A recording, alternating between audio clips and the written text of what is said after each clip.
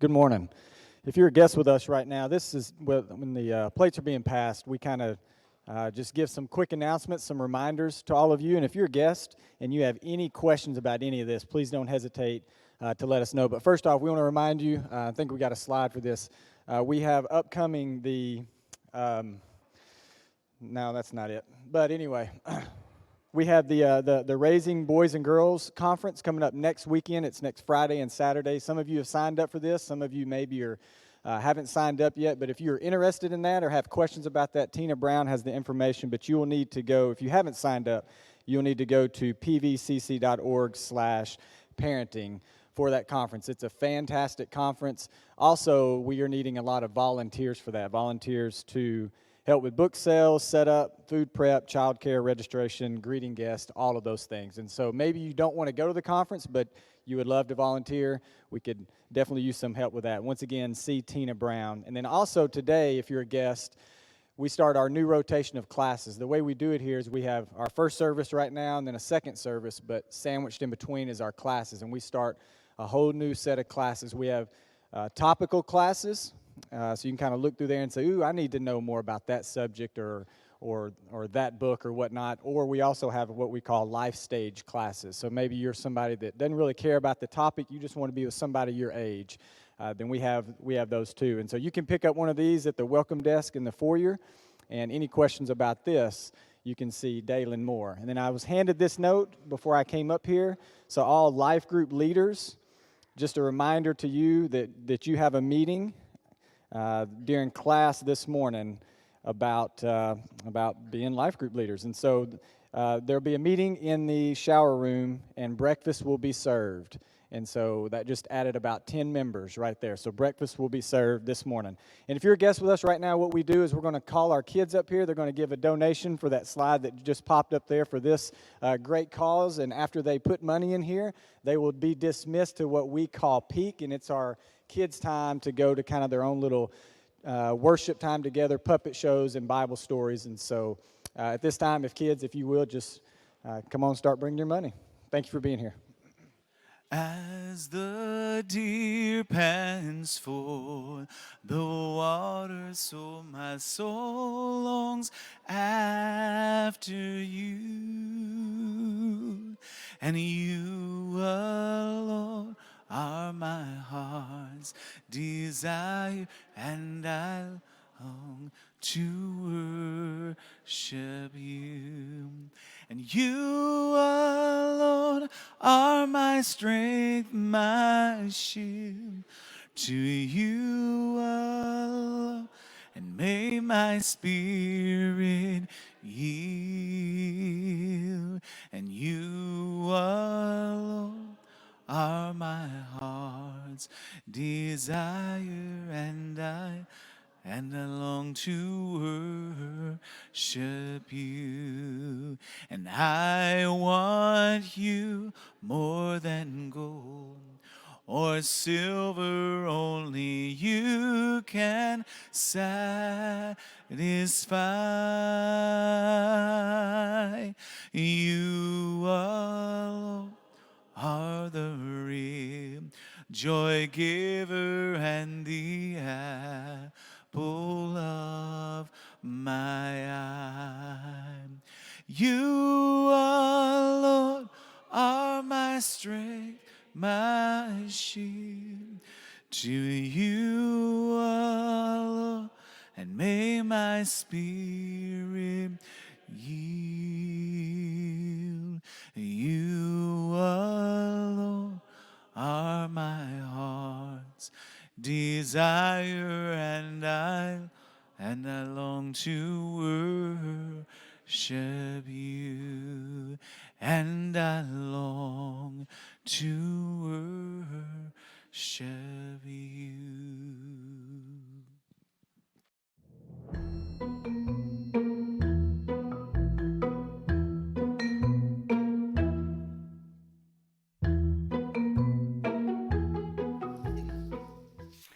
Well, it is no understatement to say that the stuff we are going to talk about over the next few weeks changed my life. I mean that sincerely. I am very excited for this series. We're starting a new series on the 7 deadly sins called Sinning Like a Christian. And because it's going to lead up to Easter, and that means I have more, since it's the 7 deadly sins, I have more sins than Sundays, which means that we're going to continue this series on Wednesday night as well. But let me tell you why I want to talk about this. So 5 or 6 years ago, actually 3 or 4 years ago, we were meeting Mom and Dad to trade off the kids when we lived in Abilene, and we met them halfway in Greenville, Texas. And there was this meeting place we always had, the Chick-fil-A in Greenville, and we were meeting them. The kids had been on the road trip for 4.5 hours, so they were all playing in the playground, and I was in there with them, and there was this girl in there that was a little older than Eden, a little bigger than Eden, and she was kind of bullying our kids, and Eden kept walking over to me and whispering, but she's not a very good whisperer about what the other little girl was doing. And so I didn't want to become the kind of parent that storms onto the soccer field and, handles life that way, so I just kept saying, Eden, work it out with her. And so finally, Eden goes up to this other girl and says, well, you need to know, my daddy's a preacher. And the other little girl goes, preacher, what is that? And she said, he stands up and talks about God in church every week. And the other little girl goes, oh, I don't go to church. And then Eden comes over to me and whispers, but doesn't whisper. She whispers very loudly. She goes, that explains everything. Which is funny, but my question is, does it? Because I'm a Buick, a brought up in church kid. A lot of you are too. And I know us. I know us well. I believe in what we do together, but I also have known people who grew up in church, who have been in church their entire lives, and it hasn't changed them. Because being in a building doesn't necessitate that you're going to become a certain kind of person, any more than me sitting in a McDonald's makes me a Big Mac. What does change us is the power of the Holy Spirit. And the reason this is important is because church will not make you a different person if we do not partner with the Holy Spirit in becoming different kinds of people. What's interesting to me is that in the Bible, the first time Jesus meets evil, Jesus meets a demon in his ministry. You remember where he's at? A synagogue. Jesus meets a demon at church. There's this psychologist named Scott Peck who says, it is in the nature of evil to hide among the good. And I believe that's right. I think it's fascinating for the past 1,500 years, for the weeks leading up to Easter's, Christians have turned and looked in a mirror and asked the dangerous question, where is sin hiding in me? So we're starting a series that will run through Easter called Sinning Like a Christian. And this is not a series about inspection. It is not a series when you hear the sin to look around the room and be like, oh yeah, he's got that person's number. It's about introspection. And this is something that's really big in the Bible. So the Apostle Paul in Galatians 6 says, each of us should test our own actions. Or God says in Haggai chapter 1, give careful thought to your ways. Or Paul says in 2 Corinthians 13, examine yourselves, test yourself, strive for a full restoration. Now, different Christians throughout the years have called this different things. Maybe you've heard the term Lent and thought that was something that involved your belly button. But actually, Lent is just an old English word that means springtime. And it's this time of year where Christians, as they prepare for Easter, remind themselves, Jesus didn't have to die for us because of our mistakes. Jesus died for us for our sin. And do you remember what happens in the Bible when sin first enters the world? Adam and Eve, they disobey God, and God comes to them and asks them what's going on. And Adam, the first human, blames the woman. And then God talks to the woman, and she blames an animal. They immediately, when sin starts entering the world, they start blaming other people. And I think this is really apt. We're in an election year. It's really easy for us to think those other people are the problems. Democrats think it's Republicans. Republicans think it's Democrats. But in our heart of hearts, we know that's not the entire truth. One of my favorite authors, this Christian author named G.K. Chesterton, 100 years ago in England, the London Times was doing an essay. They were inviting people to write responses to them to the question, what's wrong with the world? And G.K. Chesterton turned in a 2-word essay. What's wrong with the world? I am.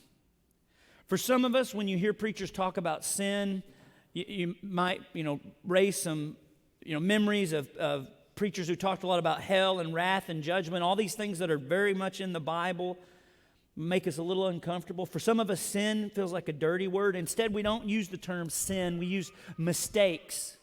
We say we've made mistakes. But have you ever noticed some of us have scheduled our mistakes? Some of us have bought flights to go make our mistakes. Some of us have made hotel reservations to make our mistakes. Mistakes tend to mean things we did on accident. But some of the stuff we've done has caused harm to other people, and we did it on purpose. And what's the word for that? Sin. And maybe you're a guest and you're here and you think, well, that's sin is a word for the intolerant, the narrow-minded. I get that, but have you ever noticed there's times in our lives when everything's fallen apart and you're at the center of it? Have you ever wondered why human beings are so self-destructive? Why we make these decisions that destroy our own lives? Have you ever found yourself looking in the mirror and asking the question, how did I get here? How am I going to explain this to the people that care about me in my life, to my parents or my spouse or my friends? Or how did what started off as a hobby become this kind of slave master? And so since we're beginning this new series and it's going to run for the next few weeks, I want to introduce you to a prayer I would like us all to pray for the next few weeks in some form or another. It's straight from the Bible. It's straight from Psalms 139. In fact, let's all read this prayer together. This is from the Psalm. Let's read this together. Search me, God, and know my heart. Test me and know my anxious thoughts. See if there is any offensive way in me, and lead me in the way everlasting.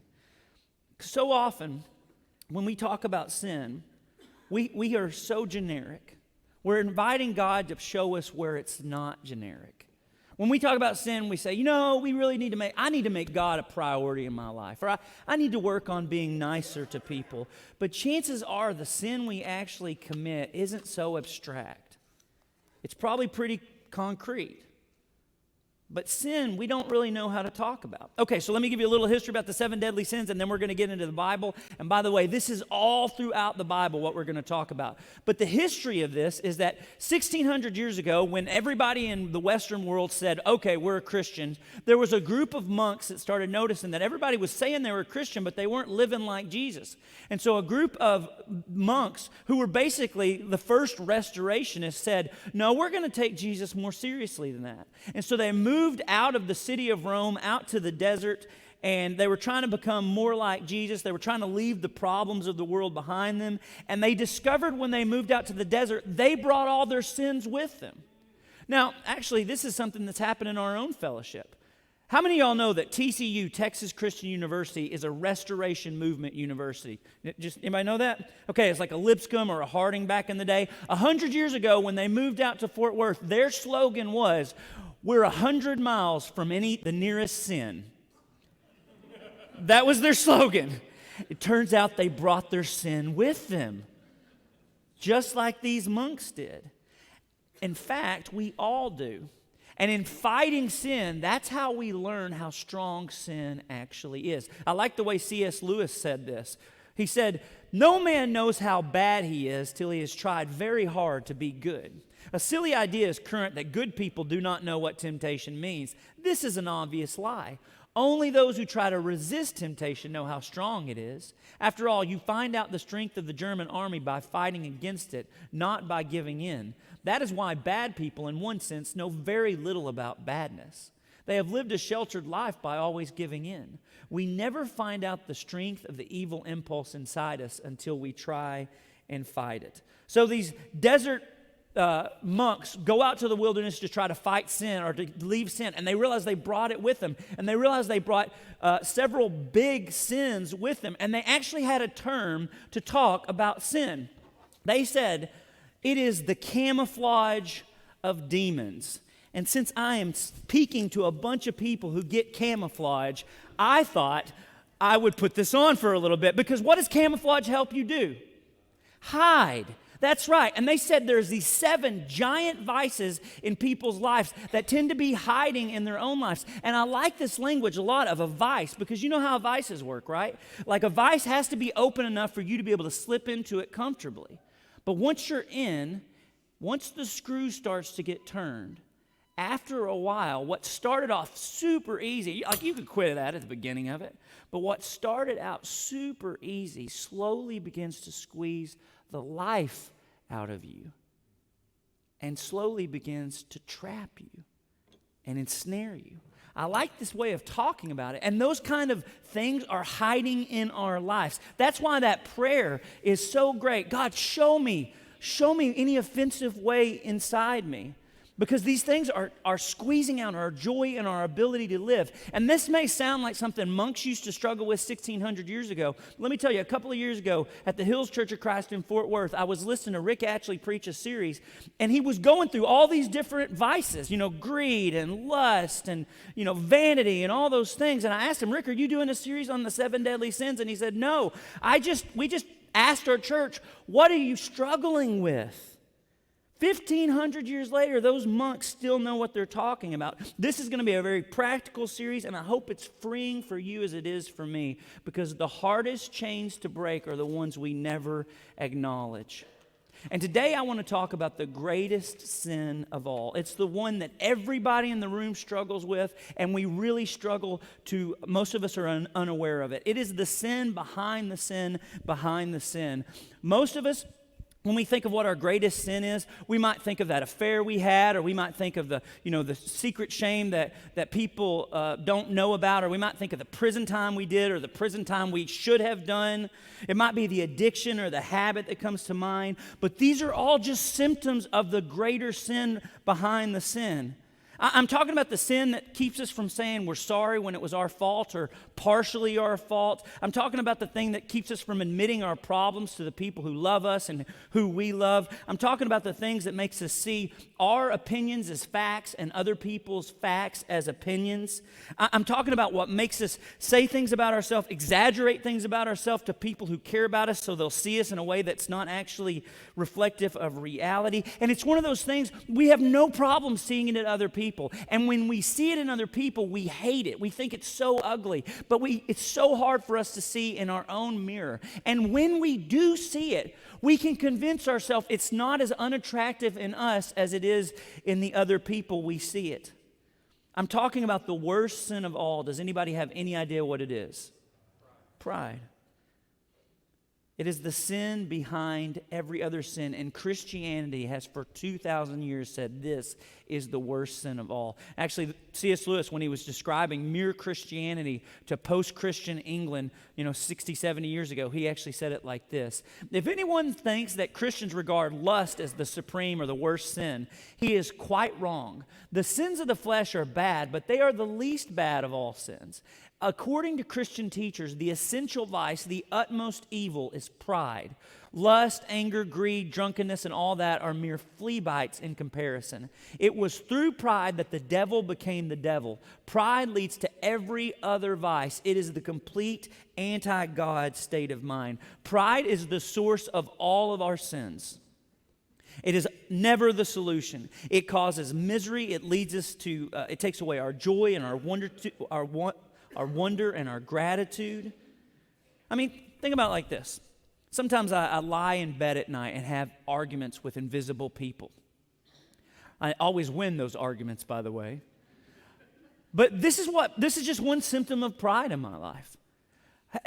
Don't you hate self-absorption?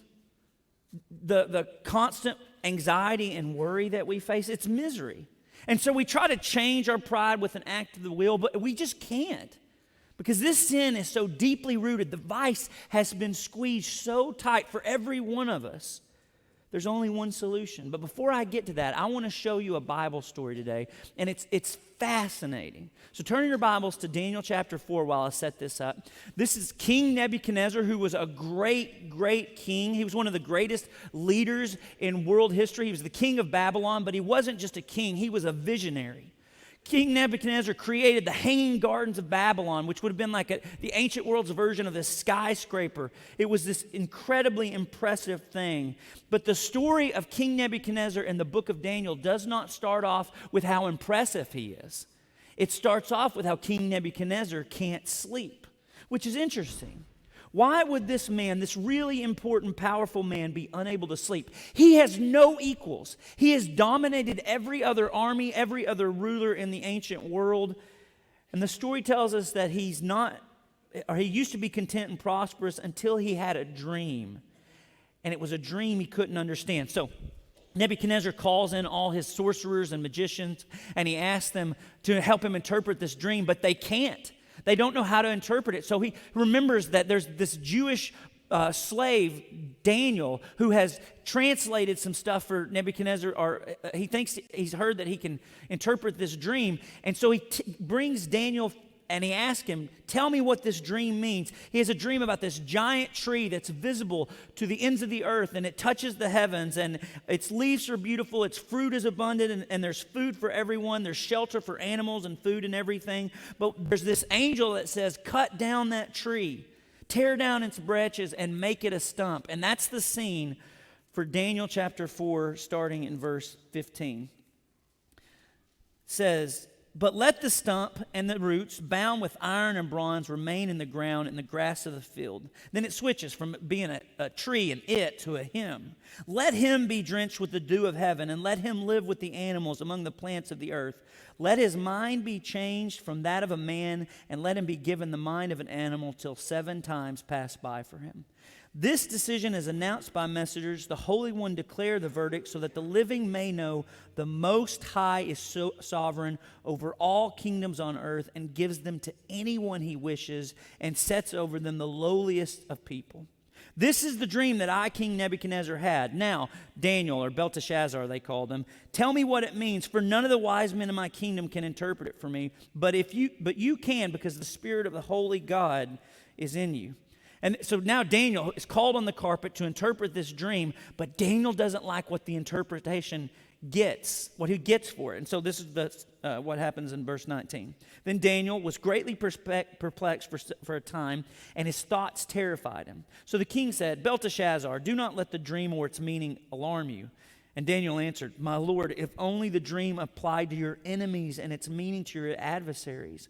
Because the tree you saw, which grew large and strong, with its top touching the sky, visible to the whole earth, with beautiful leaves and abundant fruit, providing food for all, giving shelter to the wild animals, having nesting places in its branches for the birds, your majesty, you are that tree.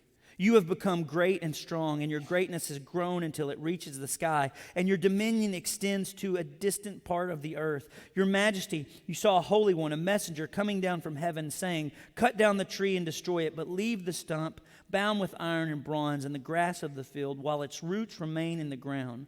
Let him be drenched with the dew of heaven. Let him live with the wild animals until 7 times pass by for him. This is the interpretation, your majesty, and this is the decree the Most High has issued against my lord the king.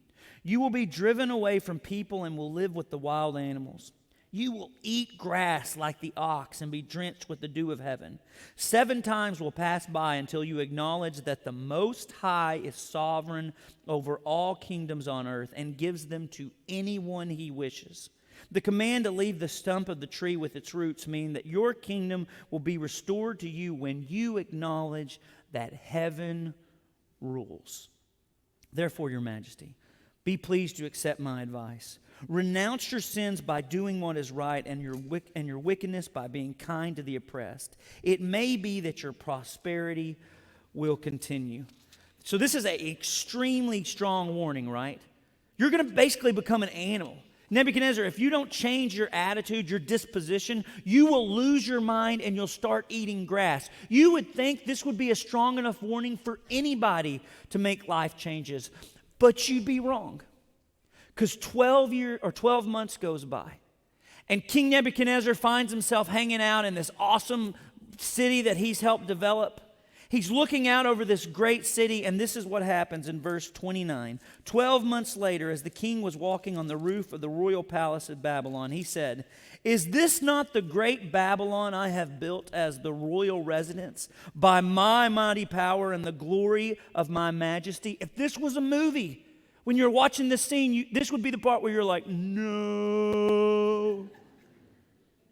Even as the words were on his lips, a voice came from heaven. "This is what is decreed for you, King Nebuchadnezzar. Your royal authority has been taken away from you. You will be driven away from people and will live with the wild animals. You will eat grass like the ox. 7 times will pass by for you until you acknowledge that the Most High is sovereign over all kingdoms on earth and gives them to anyone he wishes." God tells Nebuchadnezzar, yeah, you're a king, Neb. You're not the king. Now, the only problem with this story is that we keep it at arm's length. We make it a children's Bible story or an Old Testament Bible story, or we pretend this is a king problem. But don't we do this? Don't we look out over our lives or our jobs or our finances or whatever it is and say, look at the life that I've built for myself. Look at the reputation that I have made for myself. Look at the great job and the great skills that I have. When things go well, don't we say, it's because we worked really hard. It's because I worked harder than everybody else, more ethically than everybody else. I worked smarter than everybody else. That's pride. It claims ownership of what was always a gift. And let me help you see this clearer. If you could go back and talk to Nebuchadnezzar, what would you say? Don't you want to just shake this guy and be like, Nebuchadnezzar, come on, man. Do you not realize you were born into royalty? Do you not? Yeah, okay, you've done pretty good as far as being a king, but you're smart because you had the best tutors from the time you were a little kid. You had no say in where you would be born. When you would be born. Nebuchadnezzar, you think you're so great, but if you were born today instead of then, if you were born today, you wouldn't be a king, you'd be a reality TV show star. Nebuchadnezzar, you think you're so great, but you didn't get to choose so much of stuff that was outside of your control. You didn't get to pick the race you would be born into, the year you would be born into, the nation you would be born into. Don't you want to just shake him and say, don't you get how much of this was a gift? Your pride lies to you. That's what pride always does. And it sucks the joy out of life. If things go well, you know what you think? Well, it's about time. It's about time people started noticing what I was bringing to the table. And pride cripples our ability to go through hard times. If things go badly, we think this isn't fair. Humility whispers in our ear, well, why shouldn't we bear in the suffering of the world? Pride whispers in our ear, you're better than this. This is why the book, Why Do Bad Things Happen to Good People, it has sold millions and millions of copies. Because underneath that title is the assumption that you shouldn't have to go through stuff. Pride destroys our ability to handle the bad times, and it sucks the goodness and joy out of good times. But God, this is so great. God loves to save us from our pride. Look in verse 33 of this story. Immediately, what was said about Nebuchadnezzar was fulfilled. He was driven away from people and ate grass like the ox. His body was drenched with the dew of heaven until his hair grew like the feathers of an eagle, and his nails were like the claws of a bird.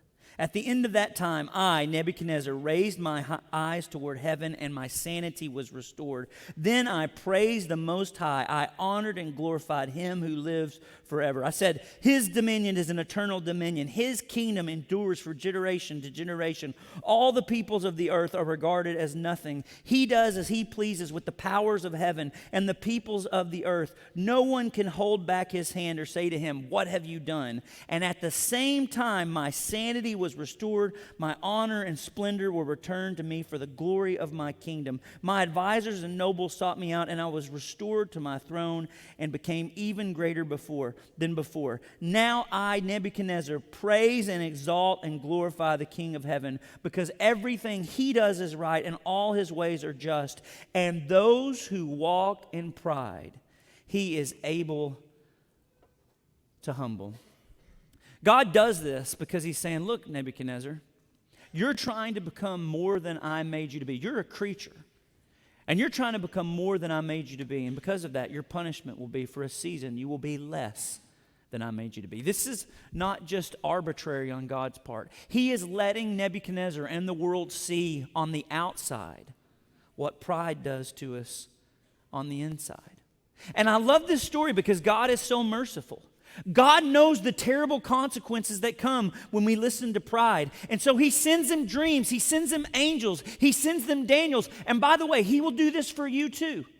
God does this for you too. God sends you friends. God sends you people in your life. And they're reminders that let you know you're not in charge. You think you're in charge of your life, but you're not in charge of your life. And that can be a painful reality check, but it can also be, if you can see it this way, as a gift from God.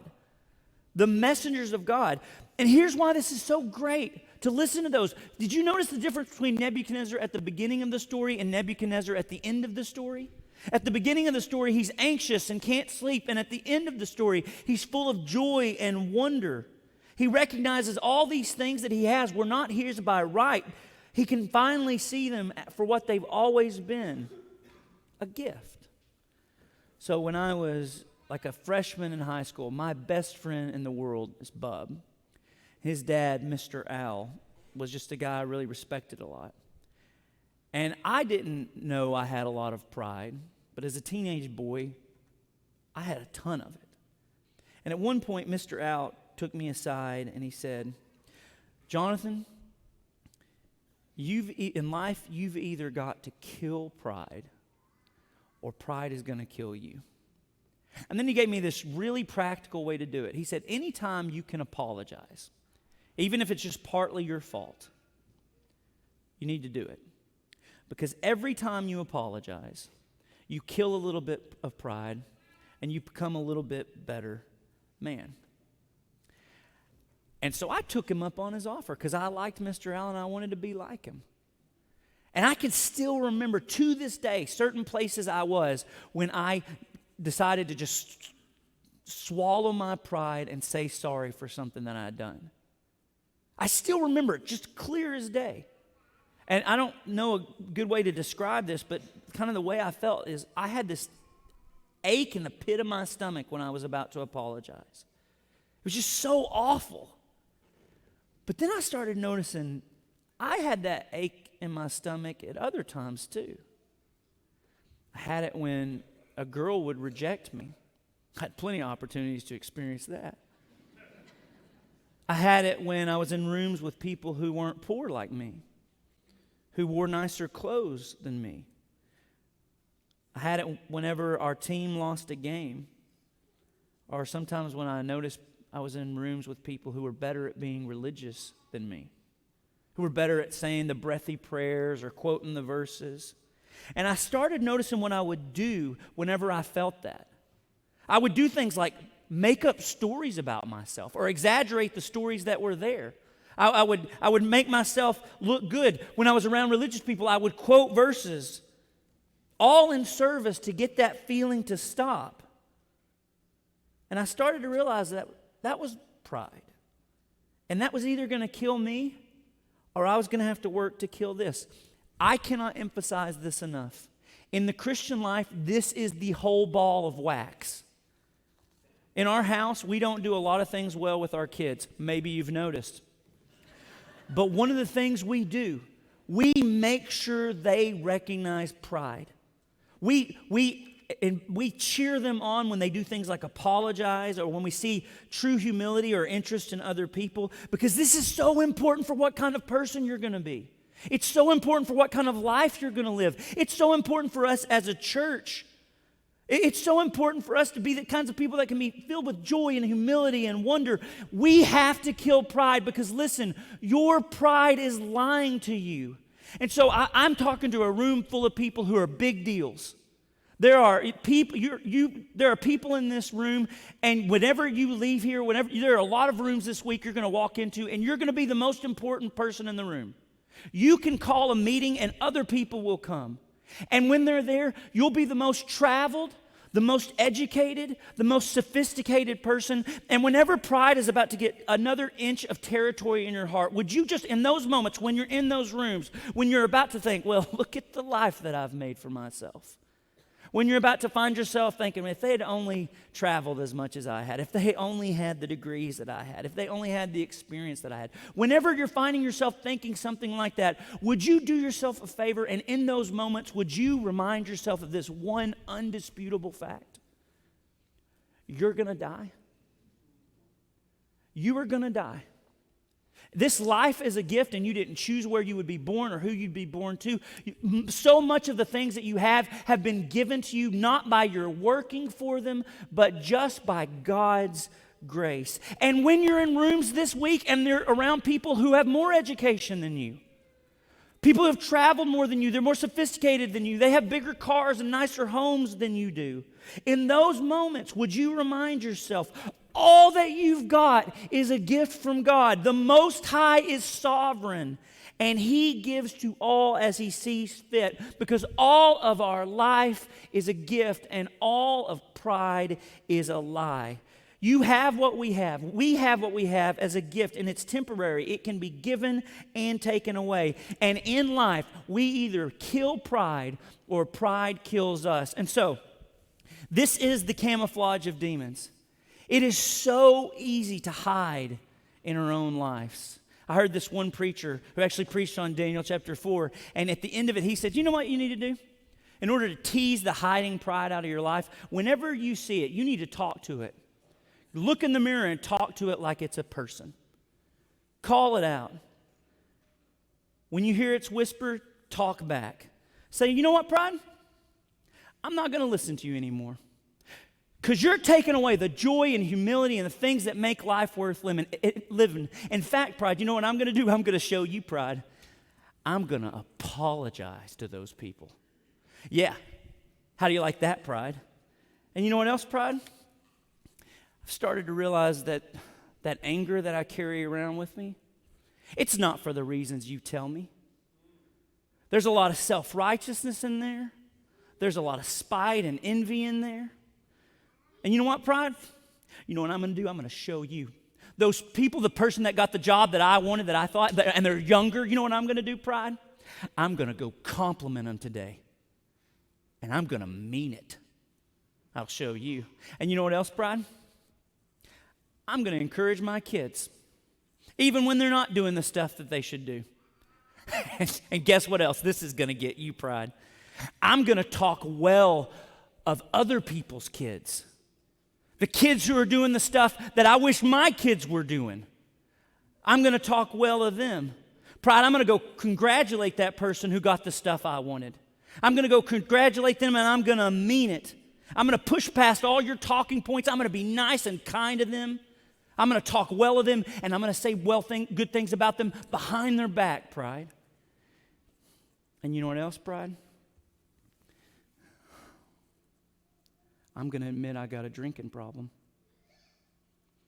You've been telling me for quite some time that if anybody knew about it, they'd think horrible things about me, but I'm done listening to you.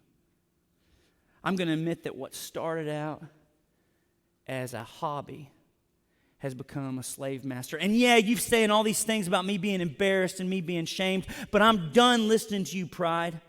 Because pride, you keep making me think I'm godlike, but I'm starting to realize God isn't like this at all. Do you realize why God cares so much about this? Because you were made in the image of God. Do you realize what God is like? Who can be proud when heaven is humble? Who can puff up their chest and try to be big when God becomes small? That's why pride is so bad. It's why it's the worst sin of all, because God isn't like that. This is the camouflage of demons. But listen, I'm talking to people who know how to hunt. So it's time to hunt this in our own lives.